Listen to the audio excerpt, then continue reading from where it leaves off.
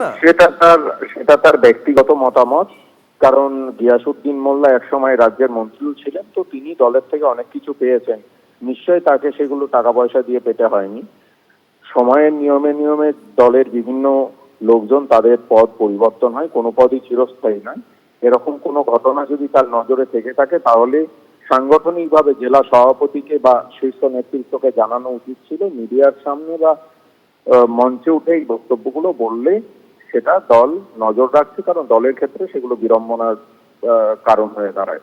দলে এই ধরনের কোনো বিষয় আছে বলে জানা নেই। যা থাকবে সেটা তাকে ইন্টারনালি বলতে হবে দলের মধ্যে। দলের কমিটি আছে, সেখানে তিনি জানাতেই পারেন। না, আপনি তন্ময়বাবু আপনি বলছেন যে গিয়াসউদ্দিন মোল্লা তিনি একটা সময় মন্ত্রী ছিলেন, এখন এমএলএ, দলের থেকে অনেক কিছু পেয়েছেন। একটু আগে বিজেপির সঙ্গে কথা হচ্ছিল, বিজেপি বলছে যে তিনি যখন টাকা দিতে পেরেছিলেন তখন মন্ত্রীও ছিলেন, টাকা দেননি, মন্ত্রী হননি, সেই ক্ষোভটাই উগড়ে দিলেন।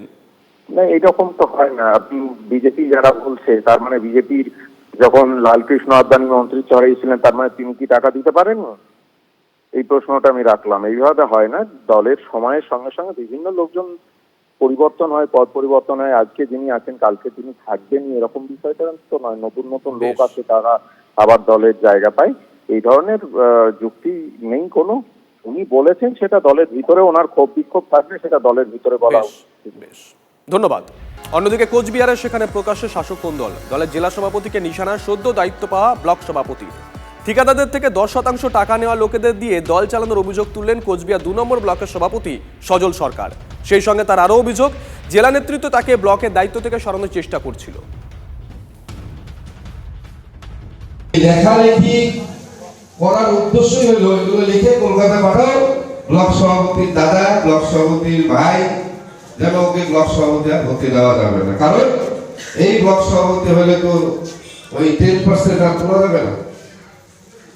মাননীয় মুখ্যমন্ত্রী পায়ের ঘাম মাথায় ফেলে রাজ্যটাকে কিভাবে সাজাবে সেই চিন্তা করে, আর 2 টাকার নেতা ব্লকে বসে চিন্তা করে 10% টাকা যাবে। টাকাটা কেউ পাবে?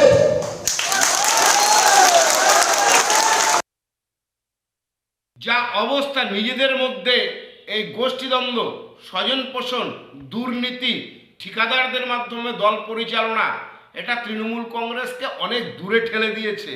আসন্ন বিধানসভা নির্বাচনে এগুলোই ফ্যাক্টর তৃণমূলের হবে এবং বিজেপিকে মানুষ দুহাত তুলে আশীর্বাদ করবে একটা স্বচ্ছ ভাবমূর্তির সরকার গড়ার জন্য।